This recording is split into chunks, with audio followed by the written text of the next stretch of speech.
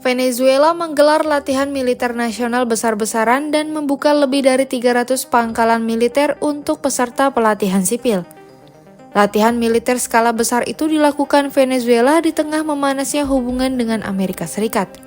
Latihan itu juga dilaksanakan sebagai tanggapan atas kehadiran militer AS di Karibia di dekat perairan Venezuela. Dalam latihan yang digelar di Benteng Tiuna, barat daya Caracas, pada Sabtu 13 September 2025 tersebut, para peserta mendapat berbagai materi meliputi teori tempur, latihan menembak, operasi terkoordinasi, dan pendidikan teori militer. Kegiatan ini melibatkan ribuan milisi Bolivarian sebagai bagian dari inisiatif Rakyat Pergi ke Barak yang diluncurkan Presiden Nicolas Maduro.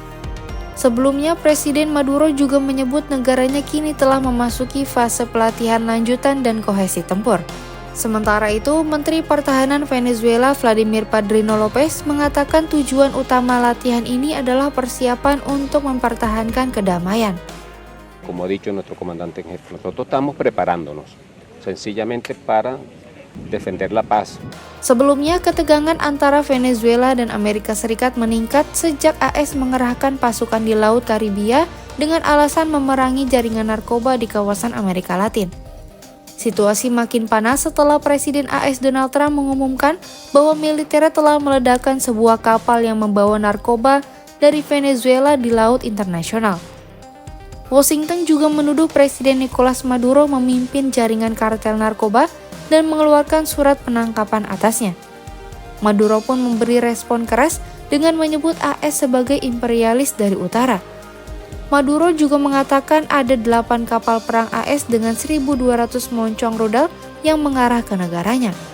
Menurut Maduro, penempatan kapal-kapal AS di dekat wilayahnya itu sebagai tindakan kriminal dan ancaman terang-terangan.